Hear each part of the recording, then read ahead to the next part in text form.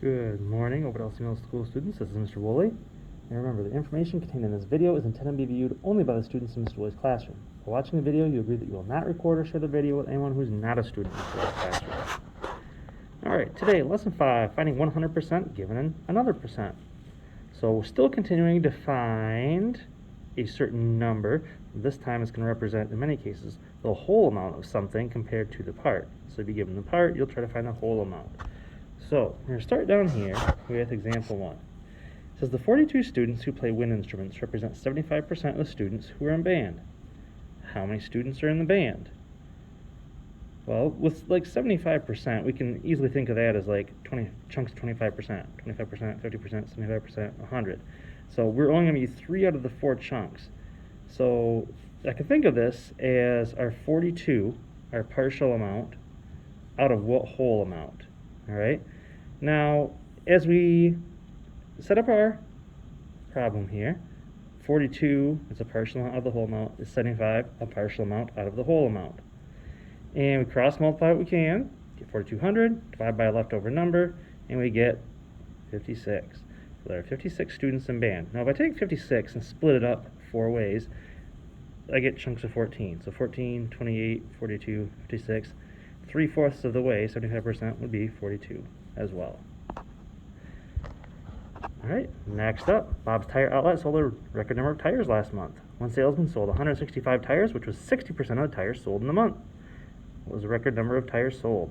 So one salesperson sold quite a few. They sold over half of them, sold 60%. So 165 tires was 60% of the overall sales. Now, how many total was that of 100%? Well, cross multiply what I can, divide by my leftover number, I get 275 tires. So the salesperson sold 165 out of the 275 tires that got sold.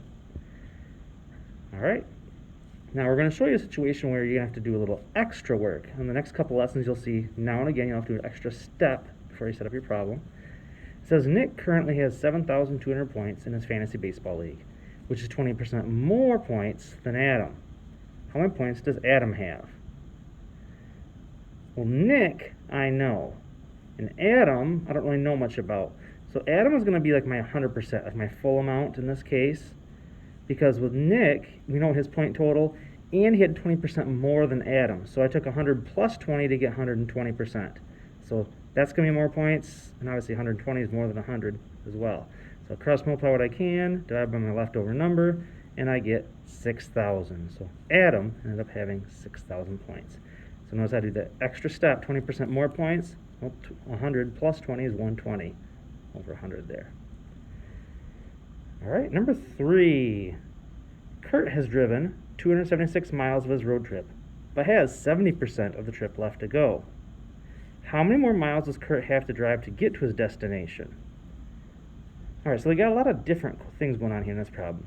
I know how far he has driven, but the percent is not how far he's driven, it's how much is left. So that means if he's got 70% left, that means he's already done 30% of it. Because if you take 100%, the full trip, minus 70 still to go, means 30 is already done. So 30 is already done, 276 already done. So I can set this up. So how much has been driven? He's driven 276, which is 30%. Total, we don't know the total miles out of 100%. So cross multiply what I can, divide by my leftover number, I get 920 total miles. But that's not what the question is actually asking for. How many more miles does he have to drive? Well, the whole trip's going to be 920. He's already driven 276. So I subtract, and I get 644 miles to go. All right. So a few different steps on that problem, and we'll go ahead and make sure we read carefully to know what we are being asked in the particular question. All right, next up, exercise 4. Because Derek had a 250 batting average at the end of his last baseball season, which means he got a hit 25% of the times he was up to bat. If Derek had 47 hits last season, how many times did he bat? Well, his hits was 25%, 25 out of 100. And he actually got 47 hits. Out of how many total at bats, we don't know. So he got hits 25% of the time, so 25 out of 100, and he got actually 47 hits out of how many at bats.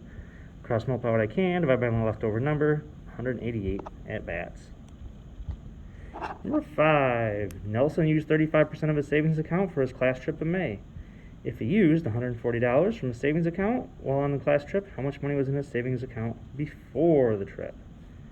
Now, he used up 35%. Remember, that's a partial amount over a whole amount. So he used up 35% out of the full amount. And he actually used $140 out of how much? We don't really know. Cross multiply what I can, divide by my leftover number. He had $400 in his account before the trip. So, all right. Now, as you can see, we're over to the problem set now, and there's a few problems out of the problem set that you'll get selected to do on today's practice. So go ahead and thanks for watching.